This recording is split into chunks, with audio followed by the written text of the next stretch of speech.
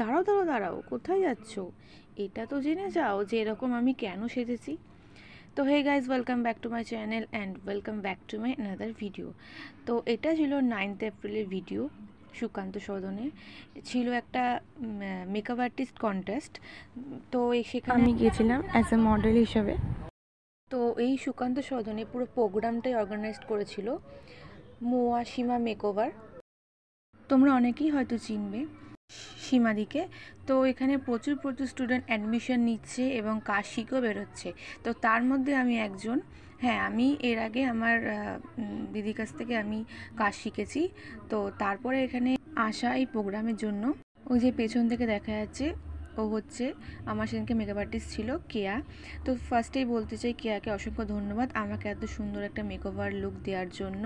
তো আমি সবাইকে বলতে চাই, যারা যারা এই ভিডিওটি দেখছো, প্লিজ ওর কাজে কেউ জাজ করো না, কারণ সেদিনকে ছিল স্টুডেন্ট এক্সাম, সীমাদি স্টুডেন্ট এক্সাম ছিল সেদিনকে।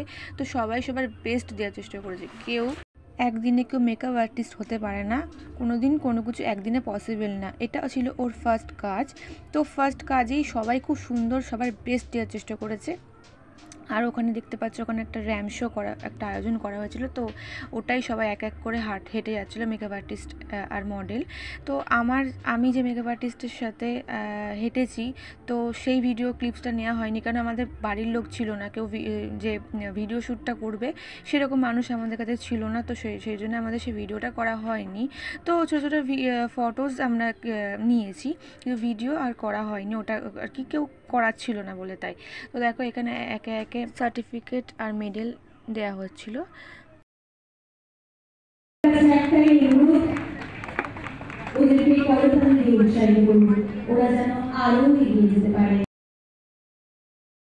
তো ওনার কথা না বললেই নয়, উনি কি বলছিল তোমরাই শুনে নাও। সুন্দর মেকআপ আর্টিস্ট না, নিজের কর্তব্য দায়িত্ব সবসময় পালন করবে। দেখবে এমন এমন ডাক্তাররা আছে যারা মানে ভাঙাচোরা ঘরে পেশেন্ট দেখছে, তাতেই দেখবে বাইরে অব্দি লাইন। কেন? তার ট্যালেন্ট। তোমার মধ্যে যদি ট্যালেন্ট থাকে, তোমার স্টুডিওর প্রয়োজন হবে না, তুমি রাস্তাতেও মেকআপ করতে পারো। অনেকে বলে না আমার স্টুডিও নেই, আমার এসি নেই, আমি সাজাতে পারবো না। কেন পারবে না? যোগ্যতা থাকলে জিনিস আসতে পেরেছ, ওই জন্য কোনোদিন হেরে যাবে না। সবসময় ব্রেনকে চালাবে, দেখবে সব কিছু হয়ে যাচ্ছে। আর কখনো কারোর থেকে 1 টাকা মারবে না। কেউ যদি 1 টাকা দেয়, তার বিনিময়ে তাকে 2 টাকার কাজ দেখিয়ে দেবে, দেখবে প্রচুর কাজ পাবে।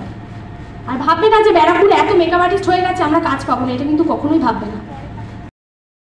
প্রথমেই বলবো সীমাদি, তোমাকে অসংখ্য ধন্যবাদ।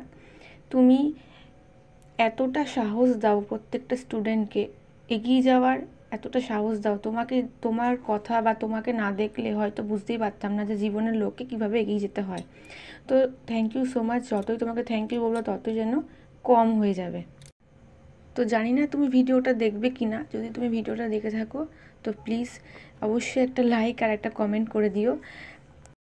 আর তোমরা কিন্তু বলো আমার ফুল মেকওভারটা কেমন হয়েছে। তো আমাদের এই প্রোগ্রামে গেস্ট হিসেবে এসেছিল পুনামদি, মানে পুনাম দাস, একজন বড় সেলিব্রিটি মেকআপ আর্টিস্ট, তোমরা সবাই চিনবে।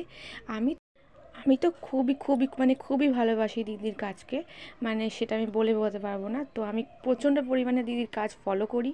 তো আমি দিদির পেজটাকে আমি ভিডিওতে দিয়েছি, তোমরা দেখে নিও। এতক্ষণে হয়তো চিনেই গেছো, বুঝতেই পেরে গেছো। তো ভিডিওটি কেমন লাগলো অবশ্যই জানিও, ভালো লাগে লাইক করে দিও।